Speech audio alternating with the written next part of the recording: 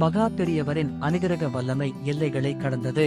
இந்திரா காந்தி, எம்ஜிஆர், குண்டரா போன்ற அரசியல் தலைவர்கள் ஒரு மௌன தரிசனத்திலேயே வாழ்க்கை மாற்றம் கண்டார்கள். கலவை முகாமில் நடந்த இந்த ஆன்மீக அதிசய சம்பவத்தை இந்த வீடியோவில் காணலாம். மகா பெரியவரின் தபஸ், ஜெபம், காமாட்சி அம்மன் அனுகிரகம் அனைத்தையும் உணர வைக்கும் ஒரு ஆன்மீக பயணம். காஞ்சி பெரியவரை வந்து தரிசனம் செய்து பலன் அடைந்த அரசியல் புள்ளிகள் பலர். அவர் காஞ்சிபுரத்தை அடுத்திருக்கும் கலவை என்ற கிராமத்தில் அடிக்கடி முகாமிடுவது வழக்கம். கலவை முகாமில் ஒரு விசேஷம் என்னவென்றால், அங்கேதான் இந்திரா காந்தி, எம்ஜிஆர் போன்ற வீரர்கள் எல்லாரும் வந்து பெரியவாளை தரிசனம் செய்துவிட்டு போனார்கள். ஒருமுறை மதுரையில் ஒரு மீட்டிங்குக்கு போய்விட்டு சென்னைக்கு வந்தார் இந்திரா காந்தி.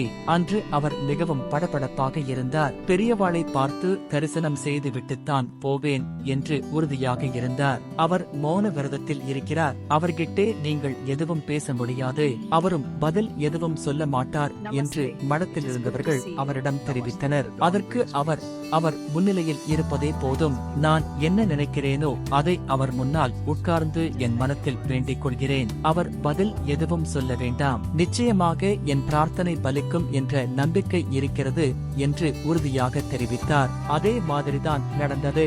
ஒரு கிணற்றடியில் பெரியவா உட்கார்ந்து ஜெபம் செய்து கொண்டிருந்தார். அவரை பார்க்கிற மாதிரி இந்திரா காந்தி வந்து எதிரே உட்கார்ந்து கொண்டார். எதுவுமே பேசவில்லை.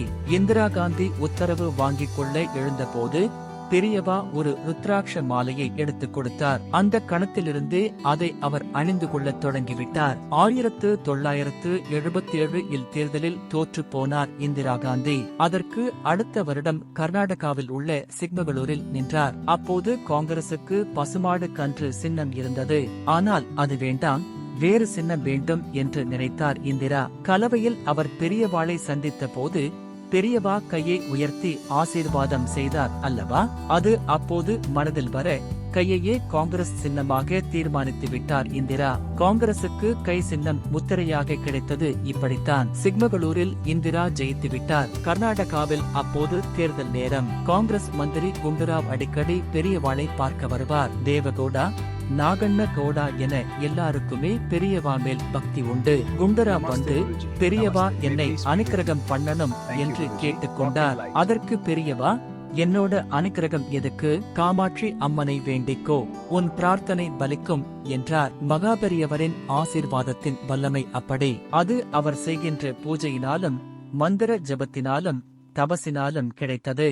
இணைந்திருங்கள் என்றென்றும். KMP பக்தி இறைப்பணியில் உங்களுக்காக.